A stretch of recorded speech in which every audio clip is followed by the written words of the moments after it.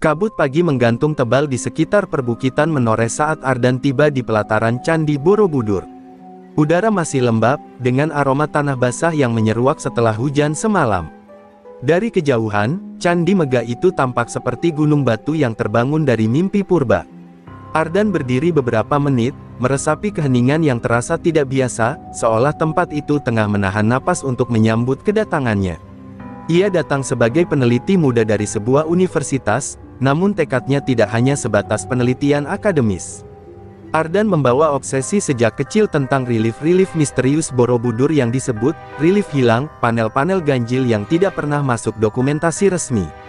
Banyak yang menganggapnya sekadar mitos, tetapi Ardan yakin ada kebenaran yang sengaja disembunyikan. Keyakinan itu semakin menguat ketika ia menemukan potongan catatan kuno dari kurator Belanda yang menyebut adanya simbol terlarang. Saat duduk di tangga pertama, seorang pria tua berjubah abu-abu mendekatinya. Wajahnya dipenuhi keriput, namun matanya tajam seperti menyimpan riwayat panjang. "Kau datang bukan hanya untuk penelitian biasa," ucap pria itu tanpa memperkenalkan diri. Ardan kaget, namun sebelum sempat bertanya, pria itu melanjutkan, "Borobudur tidak selalu menyukai mereka yang ingin membuka bagian yang harus tetap tidur." Kalimat itu meluncur pelan, tapi cukup untuk membuat jantung Ardan berdegup lebih cepat. Pria itu kemudian memperkenalkan dirinya sebagai Kiwasesa, juru kunci yang telah puluhan tahun menjaga kawasan candi. Ia berbicara dengan cara yang tenang namun penuh isyarat tersembunyi. "Ada hal-hal yang tak lagi ingin dibangunkan," katanya sambil menatap pucuk stupa utama. Ardan merasakan hawa dingin yang tak wajar menyelinap ke dalam tengkuknya. Namun rasa takut bercampur rasa penasaran membuatnya tidak mundur. Sepanjang hari, Ardan meneliti beberapa lorong dan relief yang ia tandai. Namun ada suatu perasaan aneh, beberapa panel tampak berbeda dari dokumentasi yang pernah ia pelajari.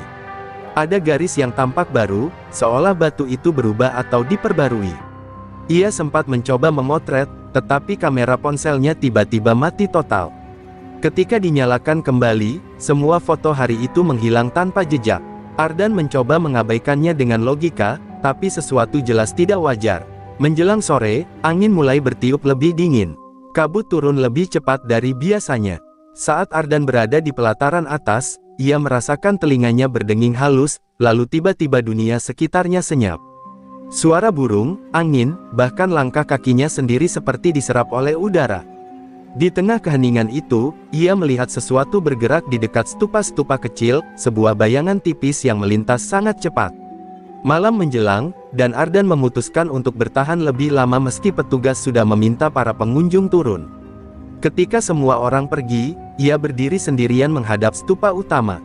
Seketika, cahaya lembut berpendar dari belakang kubah terbesar itu, bukan cahaya lampu, melainkan cahaya yang berdenyut seperti napas. Ardan terpaku, matanya tak berkedip. Cahaya itu muncul hanya beberapa detik, lalu menghilang begitu saja seakan larut ke dalam batu.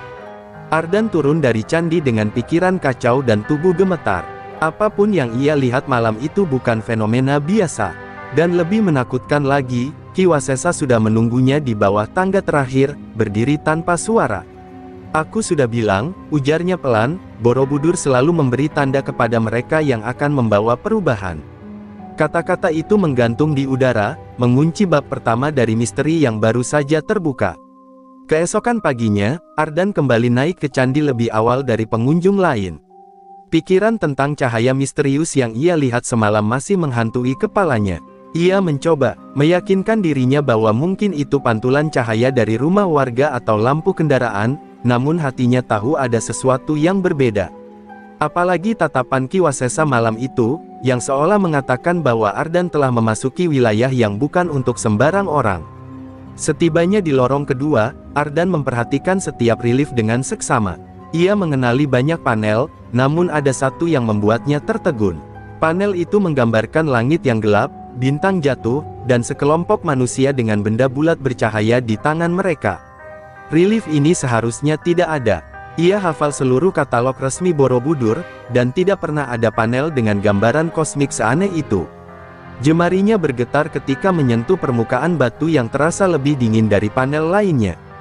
Ketika mencoba memotret relief tersebut, kameranya kembali mati total, kali ini lebih parah dari sebelumnya. Layarnya blank, lalu ponselnya restart sendiri namun tak menampilkan apapun selain kilatan gelap. Ardan mengumpat pelan, tidak percaya bahwa perangkat modern pun tidak mampu menangkap relief itu. Ia mencoba menggunakan kamera cadangan kecil yang ada di tasnya, hasilnya sama, gagal. Seolah panel itu menolak direkam. Saat ia meneliti lebih dekat, garis relief tampak sedikit berbeda dari panel-panel lain. Lekukannya lebih halus, lebih dalam, dan warnanya lebih gelap seperti batu yang lebih tua dari sekitarnya. Yang membuatnya merinding adalah ketika ia menyadari bahwa sosok-sosok manusia di relief itu menghadap lurus ke arah tempat ia berdiri, tepat pada titik yang sama di mana ia melihat cahaya semalam muncul. Seolah mereka sedang memberi tanda. Tiba-tiba Ardan merasakan getaran halus di bawah kakinya. Getaran itu sangat ringan, tapi cukup untuk membuat debu tipis jatuh dari sela batu. Ia menatap sekeliling, memastikan tidak ada orang. Para petugas masih berada di bawah, dan kabut pagi belum sepenuhnya menghilang. Ini tidak mungkin gempa, gumamnya. Getaran itu hanya berlangsung beberapa detik, lalu hilang tanpa jejak. Dalam kebingungannya, Ardan menoleh dan mendapati Kiwasesa sudah berdiri beberapa meter di belakangnya. Pria tua itu muncul tanpa suara, seperti menyatu dengan kabut. "Kau menemukan apa yang tidak boleh ditemukan," katanya pelan. Ardan mencoba menuntut penjelasan, namun Kiwasesa hanya menghela napas. Ada relief yang hanya muncul kepada mereka yang dipilih. Bukan karena keistimewaan, tapi karena beban. Kiwasesa kemudian menyentuh batu relief itu. Aneh, getaran yang tadi Ardan rasakan menjalar kembali, namun kini lebih halus, hampir seperti detak jantung. Kiwasesa menatap Ardan tajam. "Jika kau melihatnya, berarti kau sudah masuk ke dalam jalur yang tidak bisa kau putar." Kalimat itu seperti vonis, membuat bulu kuduk Ardan berdiri. Sebelum Ardan sempat bertanya lebih lanjut, Kiwasesa memintanya turun. "Ada hal yang harus kau ketahui sebelum matahari condong," katanya sambil berjalan pergi. Ardan menatap relief itu untuk terakhir kalinya. Aneh, panel itu tampak berbeda lagi, seakan garisnya memudar perlahan. Ia menyadari satu hal, relief itu tidak hanya hilang dari catatan, tetapi juga hilang dari realitas, muncul dan lenyap seperti bayangan yang tidak ingin diingat dunia.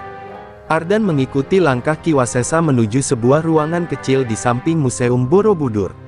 Ruangan itu tampak seperti gudang tua yang sudah lama tidak dibersihkan. Kiwasesa membuka pintunya pelan, memperlihatkan tumpukan berkas dan peti kayu peninggalan masa kolonial. "Di sini," katanya singkat. Ardan ragu, tetapi rasa penasaran menuntunnya untuk masuk.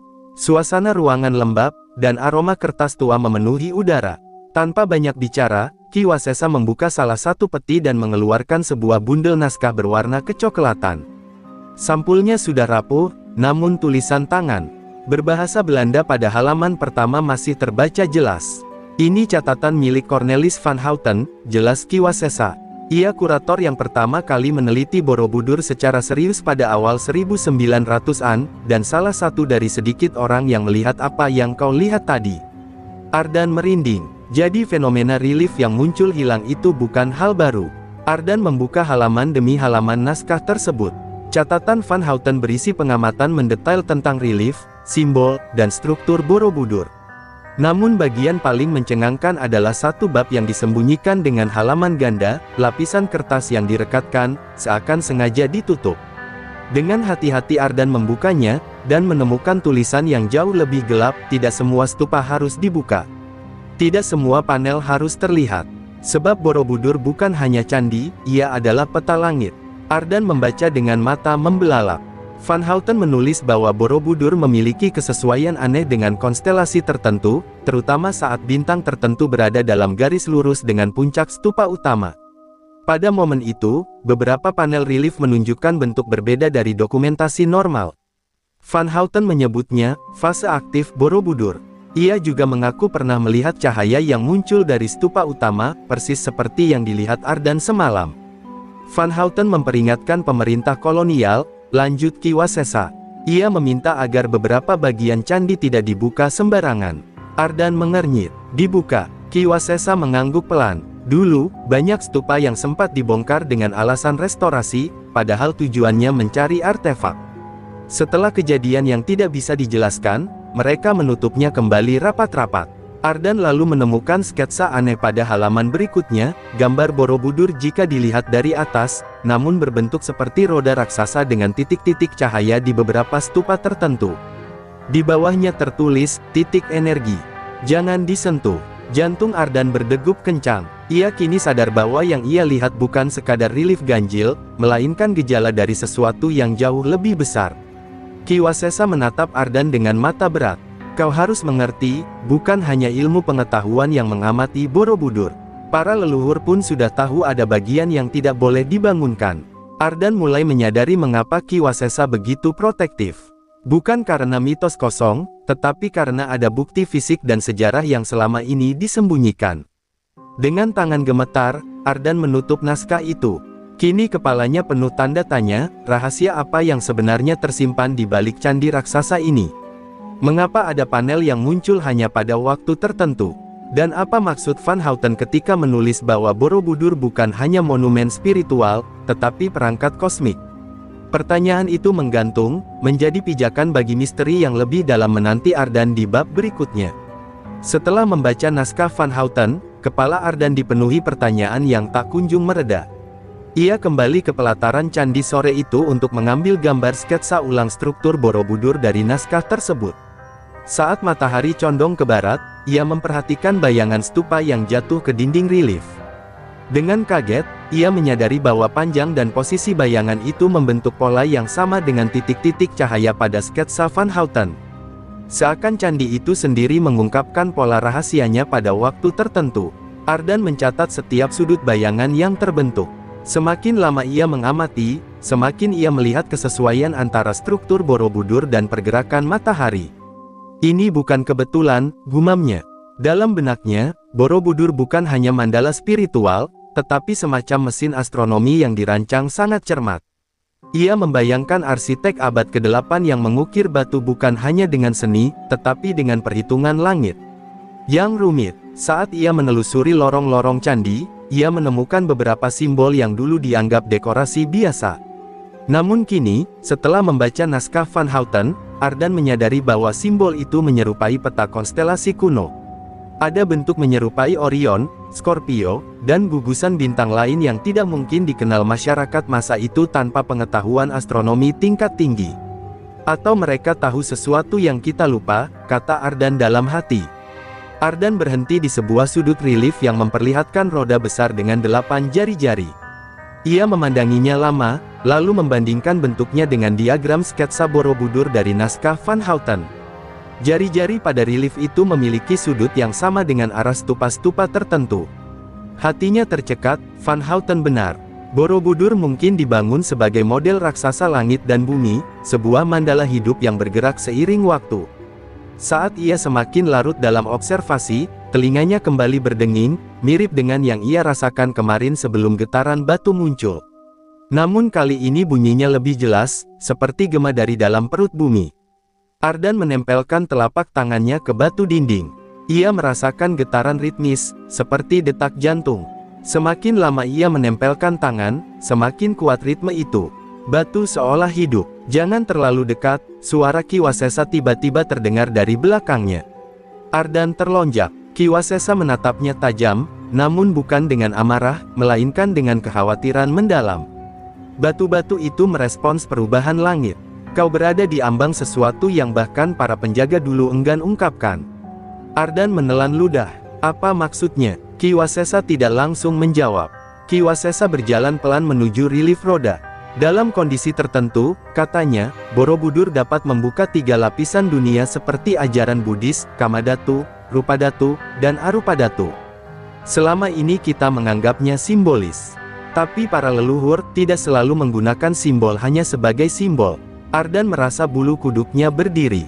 Yang dimaksud Ki Wasesa bukan ajaran metafisik, tetapi sesuatu yang lebih literal, lapisan realitas. Jika bintang tertentu sejajar, lanjut Ki Wasesa, candi ini akan menjadi gerbang bagi sesuatu yang tidak seharusnya disentuh manusia modern. Ardan merasakan keheningan di sekelilingnya menjadi semakin berat. Ia menatap kembali relief, lalu menatap langit yang mulai berwarna emas. Untuk pertama kalinya, ia merasakan ketakutan bercampur keyakinan bahwa apapun yang tersembunyi di Borobudur bukan hanya warisan leluhur, melainkan kunci menuju sesuatu yang berada di luar pemahaman manusia. Malam itu, Ardan meninggalkan candi dengan langkah berat. Ia tahu bahwa misteri yang sedang ia gali bukan lagi sekadar penelitian sejarah. Ia telah memasuki wilayah di mana waktu, simbol, dan langit saling bertaut secara nyata. Dan ia tidak yakin apakah dirinya siap untuk mengetahui apa yang akan terbuka jika dirinya terus melangkah lebih dalam. Pagi berikutnya, Ki Wasesa mengajak Ardan menuju area yang jarang dikunjungi wisatawan, sebuah bagian di sisi barat candi yang jarang dibuka untuk umum. Di sana terdapat pintu batu besar yang ditutup dengan palang besi tua. Lorong ini dikunci sejak zaman kolonial, kata Ki Wasesa sambil mengetuk batu dengan tongkat kayunya. Suara ketukan itu bergema aneh, seolah ada ruang kosong di balik dinding. Ardan menelan ludah, menyadari bahwa mereka sedang berdiri di depan sesuatu yang tidak biasa. Ki Wasesa mengeluarkan kunci besi besar dari dalam jubahnya. Ketika kunci berputar, suara gesekan logam terdengar seperti ringkikan makhluk tua yang sudah lama tertidur. Palang besi bergeser perlahan, membuka celah pintu yang selama puluhan tahun tertutup. Aroma debu kuno dan udara lembab menyembur keluar. Cahaya matahari menyinari lorong gelap itu, memperlihatkan serpihan batu yang runtuh dan ukiran yang hampir hilang di telan waktu. Ardan melangkah masuk dengan hati-hati. Lorong itu lebih sempit dari lorong-lorong biasa di Borobudur. Relief di sepanjang dindingnya rusak di banyak bagian, seperti sengaja dihancurkan. Namun di beberapa titik, ia menemukan ukiran yang jelas menggambarkan sosok manusia setengah dewa dengan alat seperti lingkaran bercahaya di tangan mereka. Bentuknya sangat mirip dengan relief tidak tercatat yang ia lihat di lorong atas kemarin. Ini bukan ikonografi biasa, gumam Ardan. Ki Wasesa mengangguk perlahan. Para leluhur menggambarkan apa yang mereka lihat, bukan apa yang mereka bayangkan. Kalimat itu menggantung, membuat Ardan merinding. Ia tidak dapat mengartikan kata lingkaran bercahaya itu sebagai apapun kecuali sesuatu yang tampak seperti teknologi, meski pikirannya menolak mengakui kemungkinan itu. Semakin dalam mereka masuk, getaran halus mulai terasa di telapak kaki Ardan. Lorong itu berdenyut pelan, seperti ada kehidupan yang bersemayam di balik dinding batu. Ki Wasesa tampak gelisah, namun tetap melangkah. Di tempat ini dulu terjadi sesuatu, katanya pelan. Kolonial mencoba membuka ruangan inti Borobudur. Mereka menemukan sesuatu, dan mereka menutupnya kembali. Ardan menelan rasa takut yang merayap naik ke dadanya. Di ujung lorong, mereka tiba pada sebuah ruangan kecil berbentuk bulat. Dindingnya penuh ukiran, namun yang paling menonjol adalah satu relief besar di tengah ruangan yang menggambarkan roda raksasa dikelilingi cahaya. Roda itu terhubung dengan garis-garis halus menuju bentuk menyerupai stupa.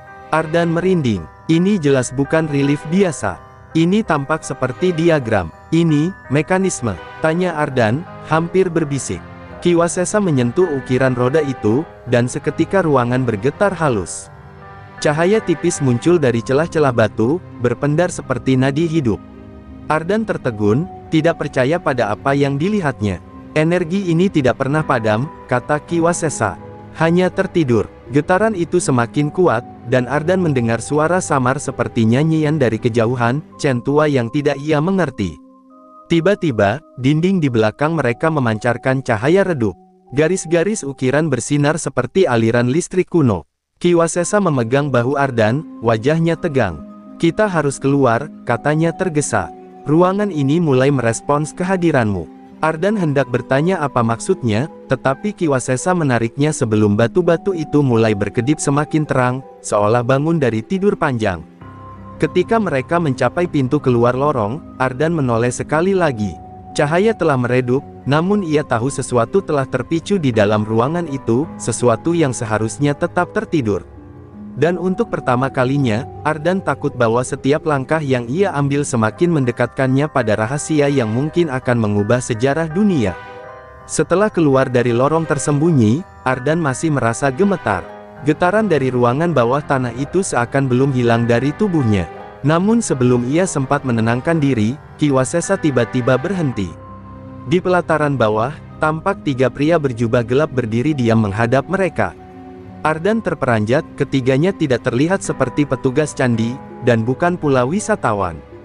Mereka berdiri dalam formasi segitiga, seolah sudah menunggu sejak lama. Ki Wasesa menatap mereka dengan wajah yang sulit dibaca. "Kau sudah membuka jalur lama," kata salah satu pria berjubah itu, suaranya berat dan dalam. Ardan mengernyit, bingung. Pria itu kemudian menunduk hormat pada Ki Wasesa. "Kami tidak menyangka kau akan membawa seseorang memasuki ruang inti." Ardan tersentak. Siapa mereka, dan bagaimana mereka tahu apa yang baru saja terjadi? Ki Wasesa memperkenalkan mereka sebagai penjaga mandala, keturunan dari para biksu dan pelindung Borobudur sejak ratusan tahun lalu. Mereka adalah penjaga tak terlihat, bekerja di balik bayangan untuk memastikan bagian tertentu dari candi tidak pernah dibuka tanpa alasan kuat. "Kami bukan penjaga tempat wisata," kata salah satu dari mereka, "kami penjaga keseimbangan." Ardan merasakan hawa dingin menjalar di punggungnya. Untuk pertama kalinya, ia menyadari bahwa apa yang ia lakukan telah mengguncang tatanan yang dijaga selama berabad-abad. Salah satu penjaga mandala mendekat kepada Ardan. Matanya tua, dalam, tetapi penuh kewaspadaan. "Energi yang terbangun hari ini tidak muncul begitu saja," ucapnya.